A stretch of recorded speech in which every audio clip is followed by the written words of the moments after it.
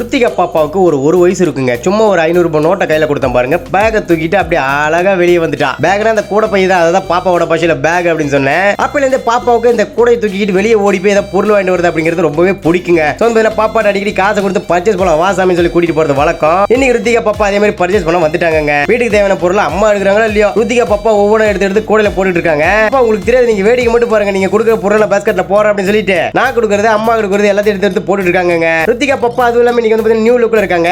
இந்த லுக்ல பாப்பா எப்படி இருக்காங்க அப்படிங்கிற விஷயத்தை மறக்காம கமெண்ட்ல சொல்லிடுங்க. இதுக்கிட்ட வந்து பாப்பாவுக்கு ஸ்நாக்ஸ் பிஸ்கட்ஸ் எல்லாமே வாங்கி போட்டுட்டாங்க. ரீதாவோட செப்பல் டேமேஜ் ஆயிடுச்சு, கிழிஞ்சு போயிடுச்சான். இப்போ வந்து செப்பல் சொல்லிட்டு ரீதா வேற செப்பல் வேற எடுத்துக்கிட்டு இருக்காங்க. அப்புறம் ட்ரெஸ் இருக்கிற இடத்துல போய் ருத்திகா பாப்பா நின்னாங்க பாருங்க. அங்க உள்ள பொம்மையை பாக்குறதா ருத்திகா பாப்பா பாக்குறதான்னு தெரியல, ரெண்டு ஒரே மாதிரி இருக்கு. அடிக்கடி பாப்பாவுக்கு வந்து பாத்தீங்கன்னா ஃப்ரூட்ஸ் வாங்கி கொடுக்குறது வழக்கங்க. என்னதான் ஸ்நாக்ஸ் சாப்பிட்டாலும் ஃப்ரூட்ஸ் அடிக்கடி குழந்தைங்க சாப்பிடணும். ஆரஞ்சு பழம், வாழைப்பழம், ஆப்பிள் இது எல்லாமே நீங்க வாங்க போறாங்க. டெய்லியுமே ஒரு ஆரஞ்சு பழமோ இல்ல ஆப்பிள் பழமோ பாப்பாவுக்கு கண்டிப்பா கொடுத்துருவோம். ருத்திகாவோட சுட்டி தரீங்களா எத்தனை பேருக்கு பிடிக்கும் அப்படிங்கிற விஷயத்தை சொல்லிடுங்க. Okay, by.